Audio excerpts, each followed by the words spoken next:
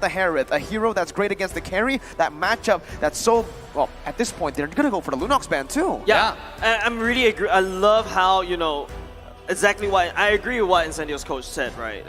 They literally bamboozled every one of us, even in the Custer's desk, even Analyst's desk. Yes, we thought they can only play the Ube strat, but turns out no, they're very flexible. They just stick to the Ube strat because it works well against the other teams. And now for Falcon, who is basically the kryptonite of the Ube strat, they adapted in game number 2. It worked. In last game, they picked the Kaj and show us how it's done playing the normal M4 strat, the normal M4 meta. And here was Hayabusa ban right here. I think you're right, Lunox might have been the next target if you think about it, but they choose to go with the ban on Martis from Incendio. And this is going to be interesting because they're targeting not only jungle but also the gold lane side choices. You know why? I believe it's because they already have that Eve, right? They have the Eve, they have the Glue, 2 magic damage dealers. If they pick up the Lunox here, they're going to really, well, Falcon's going to be really banking on that magical defense, magical damage. And oh, that's why. All right, they want to pick it up for themselves. They want to be able to burst the Glue down with the carry. That's very easy to do. Carry plus Lunox, oh, that's super easy to do. It's like double shredding. You have the paper shredder of the physical damage department, and you have the paper shredder for the magic damage department. This is a very interesting choice coming up from Incendio Supremacy, and don't forget, this is another Clash composition, another big Omega team fight composition. I want to use the Fatal Links to engage, but it's going to be a Beatrix going in for the side of Falcon, and that lane once again. Looking at Incendio, any form of hard CCs. Oh my god, they're looking, I mean, Guac's still a flex pick right here. Under the silent, Guac can go either EXP lane to go against the Glue. I think he would do okay actually, especially considering how much burst damage he has with the combo to kill the small babies for the Glue. The Glue babies. The Glue babies. The Glue babies. No children are harmed in the making of this production, ladies and gentlemen. Okay, you know, for the jungler now, right? It has to be the jungler. TNZ is going to be, I don't know here. Do you want to go for more utility? Do you want to bank on the fact that Lunox and carry needs to get to the power spikes to deal damage and go for just something like a utility to set that up, like the Fredrin, or you want to double down, go for some more damage in the Leo board? That's what they do. Yep, so it's exactly what I mentioned in the previous day, right? Like, if you want to go and use this Leomord as your jungler, it's basically more like a janitor. You want to use him to sweep people up. Remember, you already have the shredding coming off on the carry, you have the shredding coming off on Lunox, but what happens if you don't land the kill? And that's where the Leomord can come into play. But something that this Leomord also have to be careful about is the Franco. The point and click stun is in the hands of Falcon this time round. I'm wondering how did Incendio grow so much in this M4, right? I mean, they understand every single strategy. Look at this composition they have. It looks scary. The Atlas comes in into the Leomord's ultimate, into the Grok. I mean, this is looking deadly just with those 3 alone, let alone you have Lunox who can shred everything. Dave quoting Goni right there. We missed that dude. But we can't wait, ladies and gentlemen. We're going to game number 3. Falcon going up against Incendio. It is 1-1 for now. 1-1 got banned though. Oh. Yeah, no, anyways, here, Naomi again. Okay, if he does what he did to Blacklist again, then, okay, I don't know what to say anymore if he actually does that, pulls that off. But here, Naomi's already going to get punished early on, Dave. Oh, Naomi is getting shredded. Like, this is exactly what we're looking at, right? The paper shredders of the side of Incendio Supremacy is looking to shred the wings of Falcon. We're not clipping anymore. We're just literally pulling the feathers apart. Right. Yeah, absolutely. Naomi, see, this tank, Franco get absolutely countered by Atlas, because Franco can't really check push except for using the hook. He's really not that tanky to the front line. Their composition for the side of Falcon, they're looking to pick things off, where Incendio looking for Wongo Hongo. Speaking of picking things off, here's Alien getting hooked by Naomi. Beautiful, beautiful hook there from Naomi to make sure that one happened. And that will burn the flicker from this Atlas. Hey, you know what's interesting? The Glue actually went for sprint here. Yeah, that's a very interesting battle. Naomi, one more time! No miss gaming from Naomi. This guy's scary, my goodness. And Incendio now will move back into the Lethal Wonder. Okay, Naomi is actually cracked. Like, he's so good at Franco. He only missed 1 hook right now. Oh, okay, that hit the minion, right? Okay, let's get back to business here. The fun fact is, Incendio don't even have a backline, dude. Rose is going to be diving. Sunshine's going to be in the middle of the team fight. He's not going to be all the way in the back, too. So it's going to be very hard for Falcon, and especially for Ken, to pinpoint on who to target down, right? Yeah. Because Sure, you want to go for Sunshine, but Rosa's there to peel with damage that can melt you down with burst damage. And if you go on Rosa, Brilliance gets out, sustain. Yeah, and also, don't forget that this Leomord played by TNZ is their trump card that won them the progression to today's matches, right? Yesterday, when they pick out the Leomord plus CSTs, I had my doubts, but now looking at it, right, they're looking pretty good. It seems like they're giving up the first turtle, though. Team Falcon will be taking it for free, but not so fast. Apex 47 looking to find something done, but Naomi will strike first. The hook into the ultimate will go to the first blood for Falcon Esports. Skin buff, man. Yeah. You're thinking what I'm thinking? Skin Yeah. buff right there, but hold on, Yellow Flash. Here we go, Yellow Flash will be burned down by Incendio. It's a 1-to-1 trade across the map. Another day, another first blood for Falcon, but another trade for Incendio, and they're looking to invade already. Oh, here we go.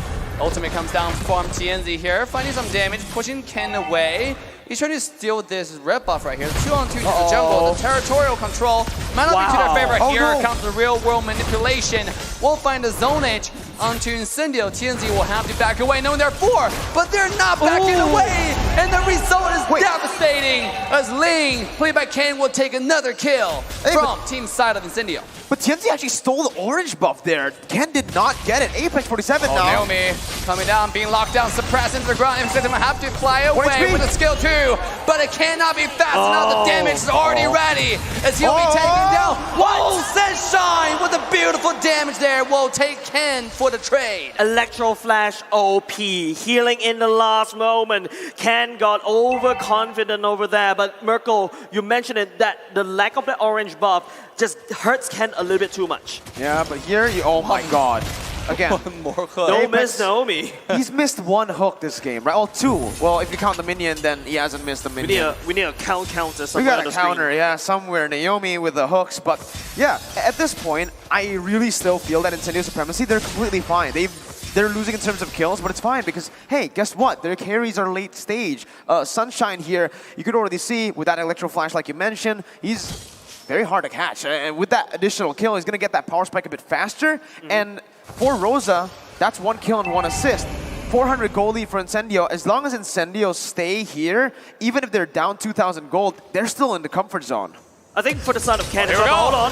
The Fatal Link connects, and it's going to be Naomi taking down first. Incendio strike into the heart of Falcon. Now Yellow Flash coming in, finding the split on TNZ, who'll be taken low and almost taken down. It's going to be dropped. Yes, he will. A beautiful ultimate from Ken will make sure that one happens. Meanwhile, the back line is Justin finding himself isolated in the island, who will be traded off. It's 1-2, and Team Falcon takes the fight.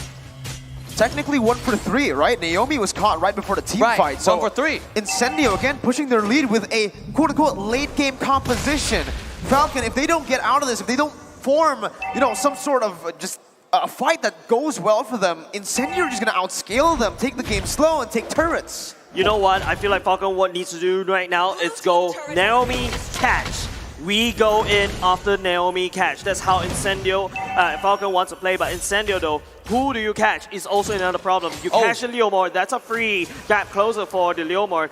If you catch Apex 47, that's a free gap closer for Apex 47 as well. Rosa is proven, but hold on. Oh, here comes the mass. It's barely missed, and now it's going to be Apex 47 in the midst of everything, taking a lot of damage, taking down very low, and he will be taken out by this Yellow Flash, who is in between the ultimates of the entire side of Incendio. It's a 1-1 trade so far, and Incendio makes a comeback, and now making a move to the turtle.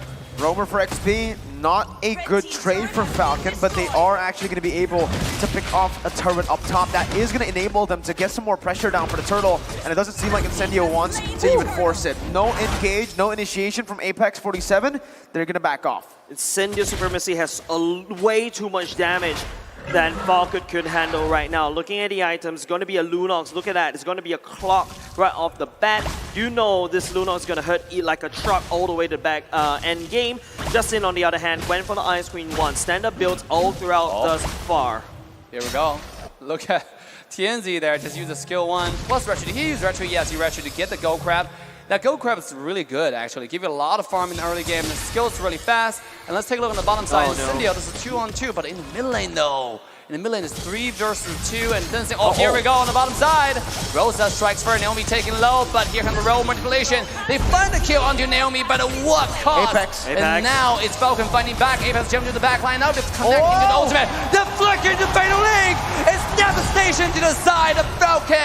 Incendio take the entirety of this team fight! They're rampaging through game 3! Justin got walled, bro. Oh my goodness, Incendio are absolutely ruthless, knowing exactly that Rosa, he flickered it, well, he used his ultimate and flickered out just to bait Falcon's resources, and that that actually helped Incendio Supremacy. Apex 47 came out of nowhere with that conceal, capitalizing on the fact that the resources have been burnt out earlier, and Falcon now are being read out like a book. Another statistics right out the book as well. Sunshine is #1 in terms of total turrets destroyed. Sunshine, but I feel like the stats lie because I personally hate stats. It's always against me for some weird reason. Sunshine, on the other hand, is doing quite a good KDA as well. And for those who are wondering, that sheesh actually come from the desk, didn't come from the game. It wasn't the emote. It was the emote from the desk. And let's take a look. Carry is already scaling up really fast. This guy is 5-0 and 3. His power spike cannot come any sooner. Well, you know, again, they are late. Well, they need to wait for their power spikes, but at this point, they have their power spikes. It's Falcon. We're so far behind, and they're forcing something out. The flicker and ultimate coming in. TNZ is a target, but there's no follow-up, and now they have to back away. A weird questionable play coming from Falcon here. The ultimate comes down from Justin. Robo manipulation is not enough, but Apex with max play. The Fatal Link yet again, finding 2! Entire Incendio diving in and finally coming to Naomi. Now, they're backing away onto the Lord. Once again, Incendio take this fight. Everything that could have went wrong for Falcon went wrong. Your hook landed on a Grog that activated first skill. You walked into a choke point right into Apex 47's Fatal Links. Doesn't even need to burn the flicker. It's just gone from bad to worse for the side of Falcon.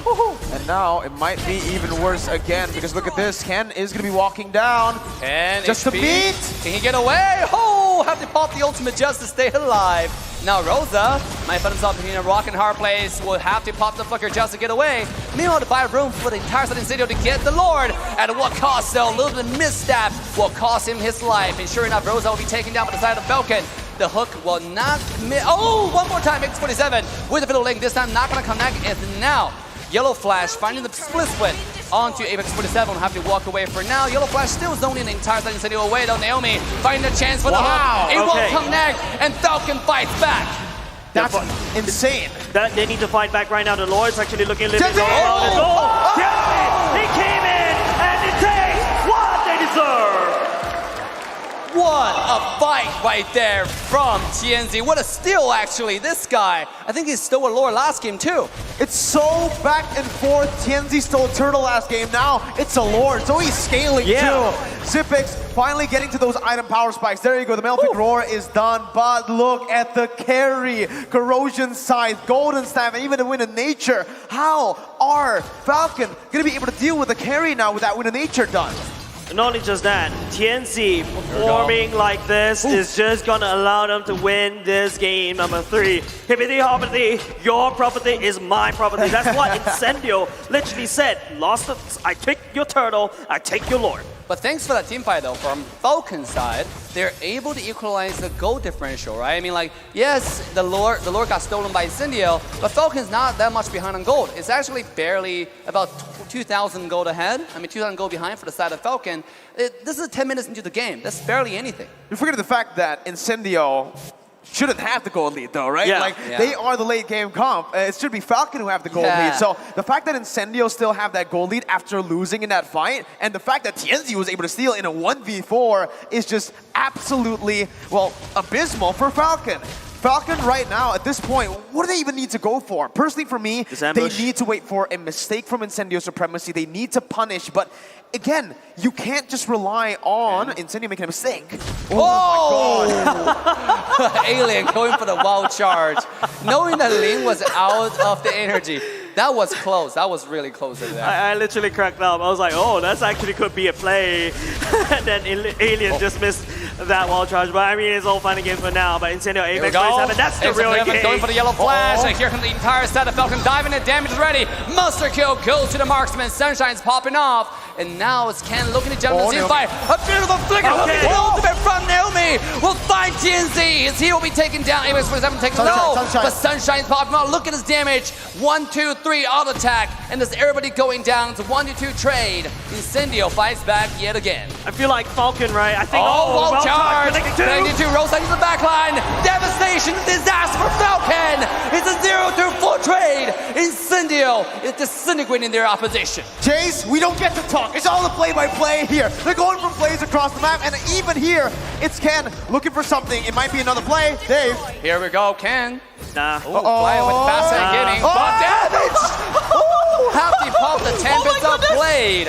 Ken barely gets away. I like how you said nah, and then it's like Sunshine, hey, I'm here. Yeah, it's like Ken, you needs to use the ultimate just to get out, just to have the iframes. That's the amount of damage Sunshine is doing right now, and Incendio looking to perform on form, but I have to just gotta say, right, Falcon, right now, I feel like they're fighting two battles, and especially in a game like this, where Incendio have this late game composition, it came super early, Falcon needs every hand on deck. Well, you know, it comes down to, again, Falcon not knowing who to target in these team fights. If they go for Sunshine, Rosa's free hitting. If they go for Rosa, then everyone else is free hitting. And they, on top of that, they have so much CC to actually negate that dime. They also can burst the frontliners from Falcon. So, again, Falcon, they at this point, they really need to find some isolation.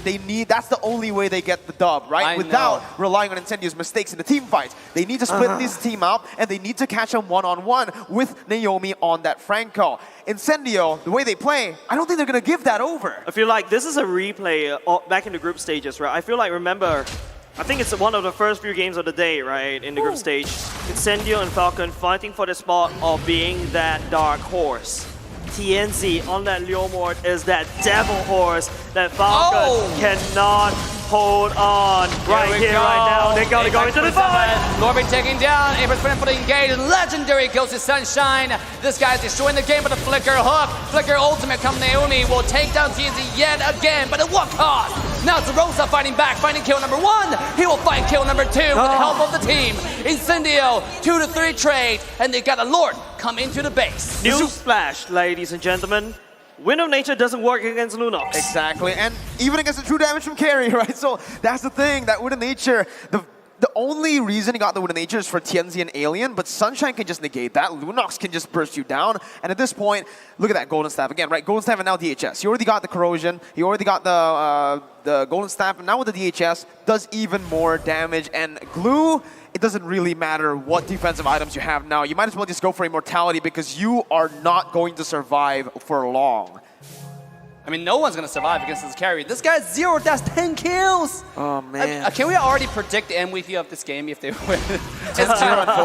I don't know, man. I wonder who it is. I wonder who it is. I've got no idea. Now the Lord will march in at the bottom side. It is going to be a Falcon defense for now, but like I said, Falcon needs to find a way to stem that pain. What can Falcon do, Marco? Well, at this point, again, there's not really much they can do. They can go for some picks. They can try to isolate Incendio, but the way Incendio is playing is they're not even giving Falcon a chance to open up the map at all. Incendio, they have so many heroes that can go well up against the Franco, right?